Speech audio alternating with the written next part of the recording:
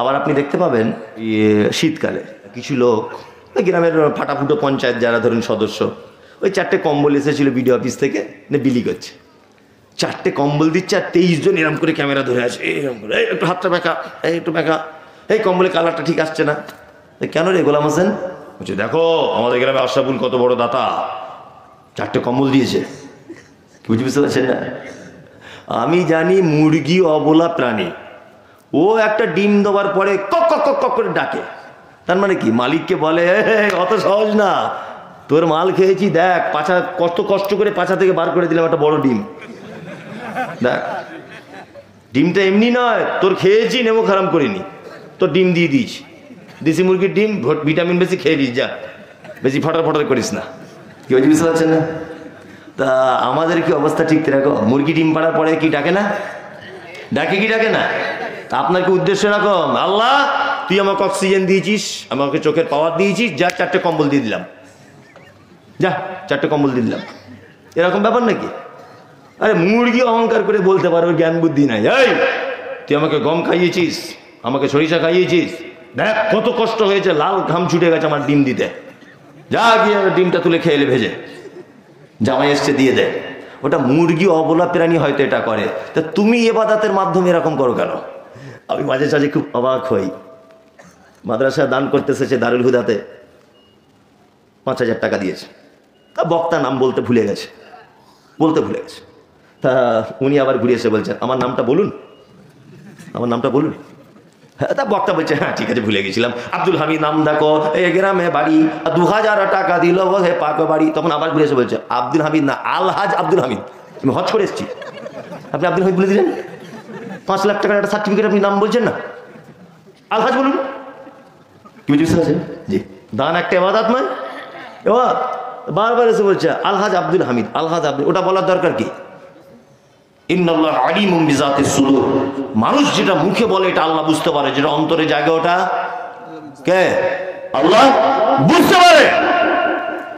তা আপনার উদ্দেশ্য থাকবে তো লিল্লাহিয়া, আল্লাহর উদ্দেশ্যে আমি এটা করছি, এত লোক জানবে কেন? আর এত বক্তাকে দিয়ে এক এক করে দোয়া করাতে হবে কেন? আপনি ওইখানে গিয়ে নামটা লিখিয়ে দেন, যে কাউকে বলতে হবে না, নেন 5,000 লিখে দেন। আপনি তো গ্রামের লোকের নামটা জানেন, লিখে রাখলেন। কত যে ঝামেলা, কমিটিকে যে কত কৈফিয়ত দিতে হয়, আমার নাম বলিনি কারণ আগামী বছরে দেবো না, করে কি করে না? আপনাদের এলাকায় ওরকম লোক নেই, আমাদের দিকে আছে। আপনাদের দিকে আছে না? আমি ওটা বলবো না, তাহলে মারবে, আমি ওই কথা বলবো না, আপনারা নিজেরা বলুন যে আছে। কি বুঝতে পারছেন? তাহলে ইবাদত শুধুমাত্র কার উদ্দেশ্যে? আল্লাহ। 2, ইবাদতের পদ্ধতি হতে হবে কার? মুহাম্মদ সাল্লাল্লাহু আলাইহি ওয়াসাল্লামের, তাই না? প্রতিটা ইবাদতের আমাদের ক্যাটালগ কে? মুহাম্মদ সাল্লাল্লাহু আলাইহি ওয়াসাল্লাম। আল্লাহ তাআলা বলছেন আমা আতাকুমুর রাসূল ফাকুযুহু ওয়া মা নাহাকুম আনহু ফান্তাহু, আমার নবী যেটা দেয় ওটা গ্রহণ করো, নবী যেটা নিষেধ করে তার থেকে কি করো? বিরত থাকো। আয়েশা সিদ্দিকা রাদিয়াল্লাহু তাআলা আনহা তিনি বলেন মান আমিলা আমালান লাইসা আলাইহি আমরুনা ফাহুয়া রাদ্দুন, মানুষ যদি কোনো আমল করে, সেই আমল যদি আমার পক্ষ থেকে যদি কোনো রকমের পারমিশন না থাকে, ফাহুয়া রাদ্দুন, সে আমল বাতিল। সে আমল কি? বাতিল। তার মানে আমাদের আমল করার আগে দেখতে হবে এই আমলটা মুহাম্মদ সাল্লাল্লাহু আলাইহি ওয়াসাল্লাম করেছিলেন কি না। তবে এখন আবার দেখার সুযোগ নাই। দেখার সুযোগ আছে? একটা হুজুর তাবিজ দিচ্ছে, একটা জেনারেল শিক্ষিত ছেলে, আমি বলেছি মুমতাজুল ইসলাম তাবিজ দেওয়া শিরক, হারাম, নিষিদ্ধ, চলবে না। ও এটা শুনে হুজুরকে জিজ্ঞেস করছে, হুজুর আপনি যে তাবিজ দিচ্ছেন, আর মতি মাদানি, মুমতাজুল ইসলাম, বদরুদ্দোজা নাদবি, এরা যে বলছে তাবিজ দেওয়া যাবে না। তখন হুজুর ওকে চমকে দিয়ে বলছে, তুমি কি মাদ্রাসায় পড়া ছাত্র? হুজুর না, মাদ্রাসায় পড়ি না। যা বলবো তাই শুনবে, আলেমদের উপরে কথা বলবে না। তার মানে ওর ভালো মন্দ যাচাই করার ক্ষমতাটাও কি করলো? বাতিল করে দিল। কি বলছি বুঝতে পারছি? এগুলো করে কি করে না? শুধু একটা কথা বলে, এই তুমি জেনারেল লাইনের ছাত্র, তুমি কি বোঝো? আমি একটা গল্প বলি, তাহলে বুঝতে সুবিধা হবে কেমন সমাজ তৈরি করেছে। একটা লোক গরু চেনে না, গরু কি বলো বুঝলেন, আমেরিকায় থাকতো। তা আমেরিকা থেকে বাড়ি এসেছে 30 বছর পর, কোটি কোটি টাকার মালিক। তো ওর এখন ইচ্ছা হয়েছে একটু গরুর দুধ খাওয়া, ইচ্ছা হয়েছে। এখান থেকে এখানে গরু হাট কোথায় আপনাদের আশেপাশে? রসাখোয়ায় গরু হাটে একটা গরু কিনতে যাচ্ছে দুধের জন্য। তো বাড়ি থেকে যখন টাকা নিয়ে বার হচ্ছে তখন ওর গ্রামের এক বন্ধুর সাথে দেখা, তার নাম শফিকুল বলছে, আরে আশরাফুল আমেরিকা থেকে এসে কোথায় যাচ্ছ? বলছে ভাই একটু গরুর দুধ পান করার খুব ইচ্ছা, খাঁটি গরু, ওই জন্য একটা দুধের গাই কিনতে যাচ্ছে। তখন শফিকুল বলছে, তুমি কি গরু চেনো তো? বলছে তা তো ভাই ভালো চিনি না। বলছে কেনার আগে লেজ তুলে দেখো কি গরু। এবারে ও হাটে গেছে, গরু হাটে।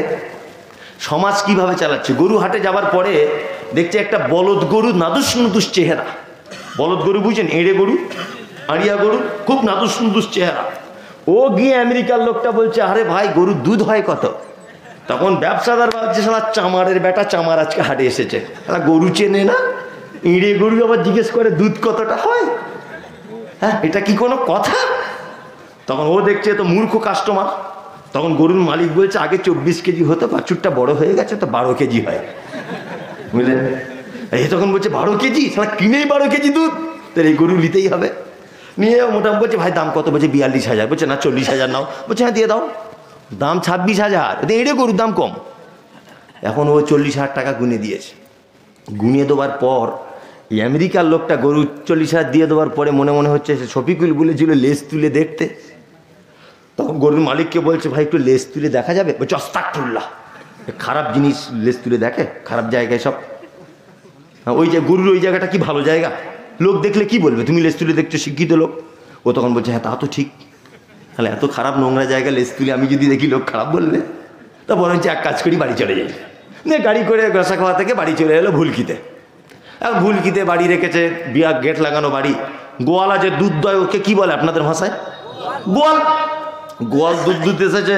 গরুর মালিক বলছে, আরে ফটিক গোয়াল, সালা গরু যা কিনেছি না ভুলকির 1 নম্বরের গরু। ও তখন গোয়ালের দরজা খুলে দেখে বলছে, আরে ভাই এ তো বলদ গরু, তো গাই গরু না। তখন আমেরিকার লোকটা বলছে, তার মানে? ও তো শিক্ষিত লোক, তার মানে কি? বলছে তার মানে এ গরু নাঙল টানে, গাড়ি বহায়, গাড়ি টানে, তো দুধ দেওয়া গরু না। তা ভাই তুমি লেজ তুলে দেখো নি? তো বলছে শালা লেজ তুলতে গিয়েছিলাম, মালিক লেজ তুলতে দেয়নি, ওই শালাই সর্বনাশ করে দিয়েছে আমার। তখন বলছিলাম লেজ তুলে দেখবো, বলছে বারবার খারাপ জায়গা দেখো না। তা আমরা যারা অনেক সময় হাদিস কোরআন জানার ব্যাপারে আলেমুল আমাদের কাছে যাই না, যাই, কিন্তু আমাদের এত রকম ভাবে মাথাতে টুপি পরিয়ে দিয়েছে যে আমাদের আর লেজ তুলে দেখার ক্ষমতা হচ্ছে না এটা হাদিসে আছে কিনা। হুজুর যা বলছে তাই, এত বড় চিটার হুজুর। হ্যাঁ, সারা জীবন পরের বাড়ি মিলাদ করে, হুজুরের বাড়ি জীবনে মিলাদ হয় না। শবে বরাতের দিন বলছে 40 জায়গায় কোরআন খতম। কি বললাম বুঝলেন না? আমার মাদ্রাসায় তো প্রায় 6টা-7টা হাফেজ রাখা আছে শিক্ষক হিসেবে। তা ওদের যদি পড়তে বলা হয় আমার মনে হয় 8 থেকে 10 ঘন্টা লাগবে কোরআন খতম করতে। কি বললাম বুঝলেন? আর ও একটা বাড়িতে যাচ্ছে, হ্যাঁ বাড়ি আছো, হ্যাঁ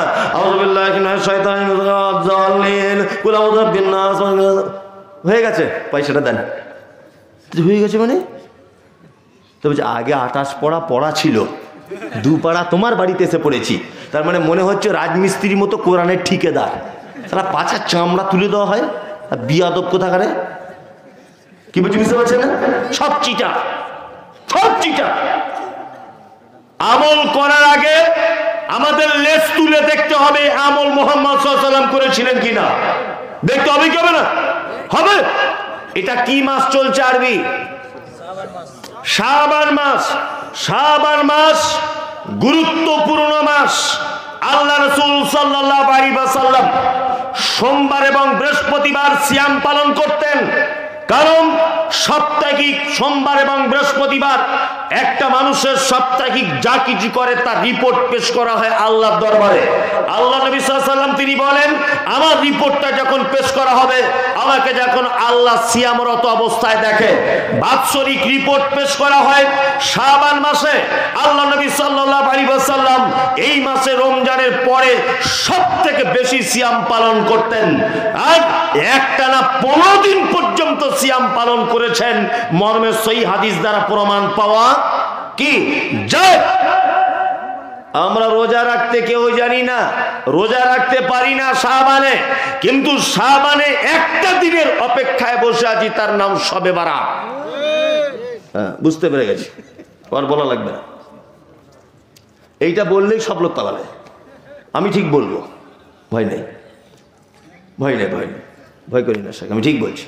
হ্যাঁ, আমরা নফল সিয়াম শাবানে পালন করি না, একটা দিনের অপেক্ষা আছি, তার নাম কি শবে বারাত।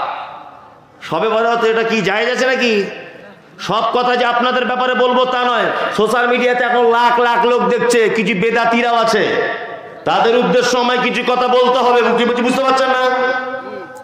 শবে বারাত এটা জায়েজ হবে কি করে? এটা এই শব্দটাই তো একেবারেই বাজে।